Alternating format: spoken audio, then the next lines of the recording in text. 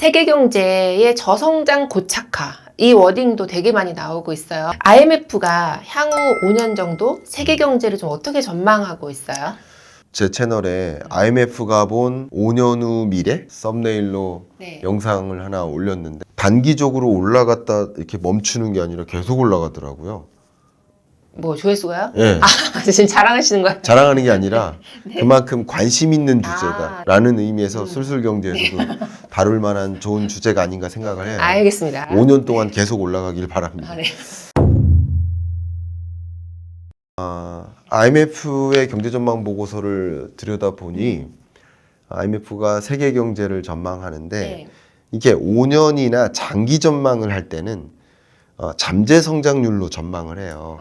그래서 잠재 성장률이 지금의 세계 경제 성장률의 잠재 성장률이 3.5% 수준이라고 한다면 앞으로는 뭐 3%를 향해 2.5%를 향해 저성장화 된다라고 전망하고 있어요. 과거에 잠재 성장률 자체가 세계 경제 성장률을 기준으로 했을 때 한 4% 수준 혹은 그 이상으로 고성장하는 흐름이었다가 이제 저성장을 받아들이기 시작한다라는 식으로 이렇게 분석을 했습니다. 예. 잠재 성장률이 있고 실질 성장률이 있잖아요. 네. 이 두 개가 뭐가 다른 건지 좀 개념을 좀 알아야 될 것 같아요. 네, 그 개념을 잠깐 설명드리면 제가 가장 쉽게 설명드릴 때 식사량으로 설명을 해요. 이게 가장 쉽습니다. 네. 그러니까 제가 이제 뭐 이렇게 등치가 큰 편이라서 아니 날씬하세요? 날씬해요. 네. 등치가 이렇게 큰 남자들을 보시면 밥 한 공기는 뚝딱 먹겠다 이렇게 생각하실 거예요. 그러니까 그게 제가 잠재 식사량이에요. 예를 들면 평상시에 별 다른 일이 없다면 그냥 한 공기 정도는 먹는 거예요. 그게 제 잠재 식사량이에요. 근데 별일이 있을 수 있죠. 네. 예를 들어서 뭐 이틀 동안 뭐 전쟁이 나서 굶은 상황이 있다든가 유독 배가 고파서 그 식사를 하게 될 때는 그냥 한 공기가 아니라 세 공기 먹을 수도 있는 거예요. 그죠? 네. 혹은 만약에 오늘 컨디션이 너무 안 좋을 때는 뭐 한 공기는커녕 뭐 두 숟가락 먹고 못 먹을 수도 있는 네. 거예요. 이게 뭐죠? 다? 이게 실질 식사량이에요. 잠재 식사량과 실질 식사량 구분이 되시죠? 네. 마찬가지예요. 얼마나 쉽습니까? 네. 이게 설명이 가장 명확해요.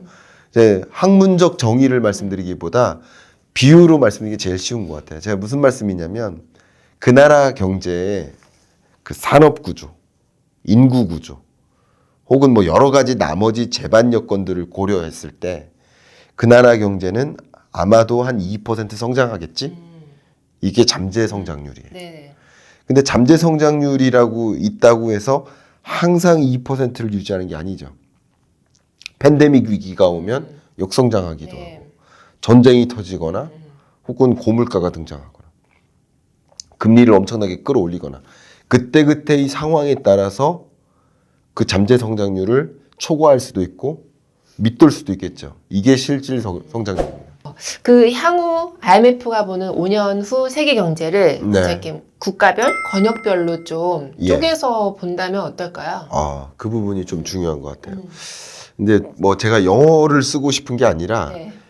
IMF의 표현이기 네. 때문에 그걸 그대로 좀 말씀드릴게요. 네. IMF가 세계 월드죠, 세계를. 네. 그죠? 세계 경제 성장률을 두 권역으로 쪼개서 분석을 보통 해요. 어디? 예. 어디? 그 하나가 선진국, 아, 그다음 하나가 신흥 개도국. 그러니까 EMDE를 저는 그렇게 해석을 하는 거예요. 네. Emerging Market and Developing Economies. 신흥 개도국이라고 보시면 좋겠습니다.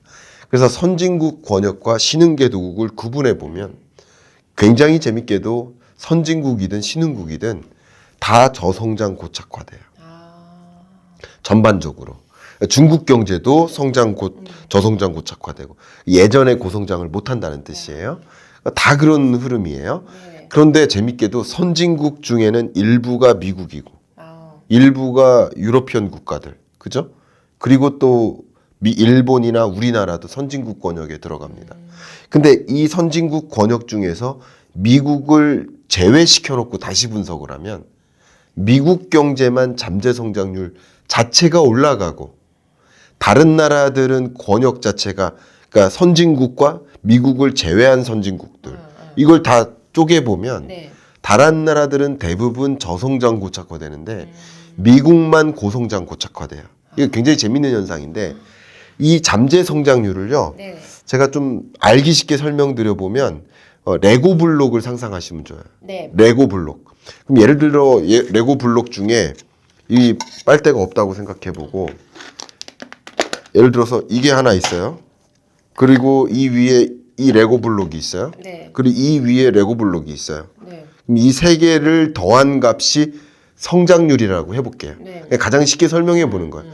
그러니까 우리 세계 경제 성장률이 3.2%다. 네. 라고 한다면 일부는 어떤 무언가의 기여, 일부는 어떤 무언가의 기여, 또 일부는 어떤 무언가의 기여로 구성되겠죠. 네. 기여, 컨트리뷰션으로 구성되겠죠. 자, 그러면 일부는 바로 노동 투입의 기여. 그다음 일부는 자본 투입의 기여. 세 번째는 이게 생산성이라고 해요. 그러니까 총 요소 생산성이라고 하는데 저는 그냥 쉽게 그냥 생산성이라고만 표현하겠습니다. 이 세 가지 기여를 합치면 그 잠재 성장률이 되는 거예요. 네. 해부해 보면 이제 쉽죠. 근데 하나하나 뜯어보자는 거예요. 노동 투입 관점에서. 노동 투입 관점에서 보니까 세계적으로 뭐 예를 들어 중국 인구 감소 시작하죠. 우리나라도 인구 감소 네. 시작하죠. 인구 감소가 이미 진행 중이니까 노동 투입이 늘어날 여건이 있어요, 없어요? 없어요. 없어요. 그러니까 노동 투입이 감소한다. 그게 잠재 성장률이 둔화되는 요인 중에 하나예요. 근데 노동 투입이 줄어들매도 우리나라가 만약에 나머지 두 요소가 더 뚱뚱해지면 잠재 성장률은 올라갈 수 있는 거예요. 근데 재밌게도 미국 경제의 경우에는 노동 투입의 기여가 늘어요. 왜냐면 왜요? 외국인 유입이 아. 미국에서 태어난 US born employment 미국에서 태어난 그 고용자들이 많이 늘어나는 게 아니라 foreign born 외국에서 태어난 그 고용자의 비중이 늘어요. 그러니까 계속 중소기업들이 인력 부족하다 뭐 이렇게 얘기하는데 그게 아니라 인력이 계속 채워지는 나라인 거야. 이것도 굉장히 중요한 함의가 있죠. 우리나라도 이 잠재 성장률을 둔화되고 있는데 이걸 저지하기 위한 방향성 입장에서 외국인들을 적극적으로 유입시킬 수 있는 환경, 분위기 그런 걸 조성해야 됩니다. 노동법 이런 걸 외국인 유입책 네네. 혹은 우리나라의 문화 그 외국인들에 대한 괄시나 이런 걸 없게 만드는 그런 어떤 기반이 조성되어야 됩니다. 이거 굉장히 중요합니다. 첫 번째. 두 번째가 자본, 이거 재밌죠? 네. 경제 이렇게 재밌어요. 지금 쏙쏙 들어와요, 기계. 저랑 얘기하면 재밌어요. 네. 자본 투입입니다. 자본 투입이 유입된다. 어디에? 미국으로. 미국에 또 노동 투입도 갖고 AI나 이런 기술 기반도 있고 정책적으로 그렇게 드라이브를 걸고 하니까 기업들이 공장을 어디다 져요? 미국에 져요. 재밌게도. 네. 그런 모습들이 야기되니까 자본 투입도 계속 늘어요. 근데 이 마지막 이게 되게 그리고 이 세 가지가 상호 보완적인 겁니다. 딱딱 구분되는 건 아니에요. 얘가 얘에 영향을 주고 얘가 또 얘에 영향을 줘요. 유기적으로. 근데 이게 굉장히 중요한데 자, 이 부분 제가 정말 중요하게 말씀드릴게요. 이 사과 박스가 있어요. 네. 어쨌든 박스가 있다고 생각해 볼게요. 여기에 인풋을 넣어요. 인풋을 넣으면 아웃풋이 나와요. 그럼 인풋이 늘어나면 아웃풋이 늘어날 가능성이 크죠. 높겠죠. 네.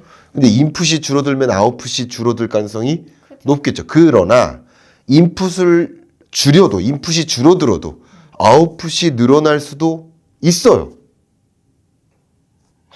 예를 들어서 1시간 일을 하지만 아. 10,000원 벌 때도 있지만 1시간 일해서 20,000원 벌게 만들 수도 있어요. 이게 네. 뭐죠? 나의 생산성을 올리면 돼요. 올리면 되죠. 그죠? 그게 총 요소 생산성이에요. 그러니까 우리나라가 노동 투입 줄어요. 자본 투입 줄어요. 그럼 우린 뭐 해야 돼요? 생산성을 끌어올리면 돼요. 그 생산성이라는 뭐냐면 일하는 방식을 바꾸면 돼요. 일하는 방식을 더 좋게 만들면 좋아요. 효율적인 일하는 방식. 그리고 또 한 가지는 기술 혁신.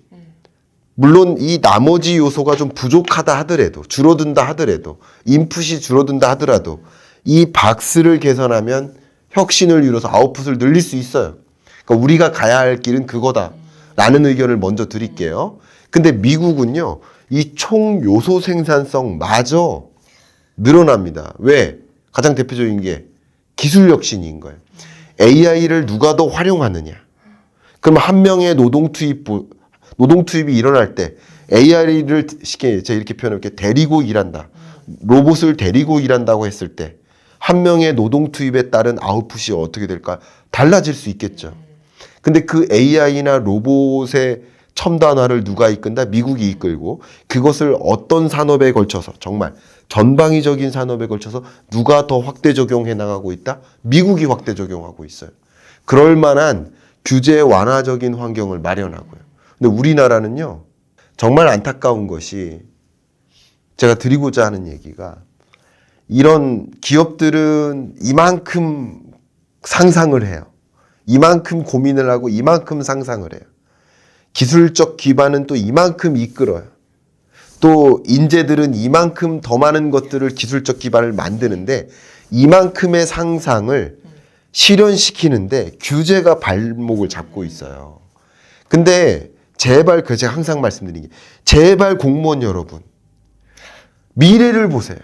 현재를 보지 말고 지금 이 말도 안 되는 규제가 어떤 혁신을 이루는데 발목을 잡고 있는 것이 아닌지를 보면서 오히려 앞으로는 산업이 이렇게 갈 테니 이런 그 미래 산업에 걸맞는 미래 산업에 딱 맞춤화된 적합한 규제 환경을 만들어 나가야 된다라는 제안을 해야 될 일인데 이만큼 가고 있는데 10년 전 규제 가지고 이 규제 조건에 안 맞으니 이거 할 수 없습니다라고 규제로 막고 있으면 안 된다. 그러니까 이게 한 가지 사례인 거예요. 그러니까 미국은 이런 면에서 규제 혁신적으로 저만큼 달려가고 있어요. 그러니까 얼마든지 상상의 나래를 펼쳐도 돼요, 기업들이. 자율주행 실험해도 돼요. 근데 우리는 여러 가지 규제 때문에 안 돼요. 규제가 필요한 것들도 많이 있습니다. 디지털 헬스케어 영역이나 자율주행이나 뭐 드론이라든가 이런 여러 가지 면에서 규제가 필요한 게 맞아요. 그게 인명사고를 가져오면 안 되고 저도 잘 알고 있습니다. 그러나 어떤 규제 혁신 지역을 선정하고 그 지역 내에서 자유롭게 마음껏 나래를 상상을 펼쳐볼 수 있도록 환경을 마련한다든가 그런 뭔가 효율적인 규제 조치를 마련해야 되는데 정말 이 공무원이든 정치든 그냥 헐뜯고 있고 과거에 뭐 10년 전 공소시효 안 지났다면 이거 논쟁이 잘못됐다는 게 아니라 그 논쟁만 하고 있으면 어떡하냐는 거예요. 미래를 놓고 고민하고 그래야 되는데 그런 고민이 안 되니 이런 기술 혁신이 이루어지더라도 인재의 상상이 있다 하더라도 한국에서 테스트하지 못해요. 한국에서 시범 사업을 못해요. 그래서 나가서 시범 사업합니다. 미국에서 합니다. 그러니 이게 되겠습니까? 그러니까 제가 드리고자 하는 이야기는 미국만 나홀로 강한 여러 가지 배경 중에 하나가 쪼개본 거예요. 노동 투입을 만들 여건을 마련하는 거예요. 또 자본 투입을 만들 여건을 마련하고 또 생산성을 끌어올릴 여건을 마련하는 이게 공무원과 정치인만 부족하다는 게 아니라 뭐 학계 혹은 산업계, 뭐 법조계, 뭐 공공부문 전반위적으로 그런 미래 혁신을 위해서 고민해야 될 상황이라는 것이다. 이 말씀을 좀 강조하고 싶어요. 근데 미국은 그런 모습에 있어서 제가 미국을 뭐 우호적으로 말씀드리는 게 아니라 그런 미국의 모습 속에 우리는 뭐 하고 있느냐. 우리 뭐 자꾸 인구 감소만 통탄하고 있을 거냐. 저성장을 받아들일 거냐. 피크코리아를 완전히 받아들이고 있는 분위기. 피크코리아라는 것은 경각심을 주고 그렇게 갈 수 있다라는 객관적으로 봐도 그렇게 갈 가능성이 높다라고 우리 상황을 인식하고 어떤 대응을 할지를 고민해 보자라는 것인데 그런 고민 없이 그냥 그렇게 갈 거라고 받아들이고 그러면 안 된다는 거죠. 제가 갑자기 좀 흥분해서 괜찮습니다. 네, 네. 그렇게 의견을 드립니다. 미국은 왜 이렇게 잘 그냥 초등학교 유치원 교육 과정부터 그러해요. 우리나라 아마 유치원 초등학교 때는 엉뚱한 질문하면 아직도 틀려요. 눈치 볼 거예요. 그죠? 맞아요. 그죠? 네. 근데 땡으로. 미국적 교육은 그렇지 않아요. 그런 엉뚱한 사고를 존중해 준다고요. 엉뚱한 질문을 해주는 사람이 우등생인 거예요. 질문할 줄 아는 자가 우등생인 거예요. 정해져 있는 답변을 누가 더 많이 암기하고 그걸 잘 쏟아내는지가 우등생인 사회와 네.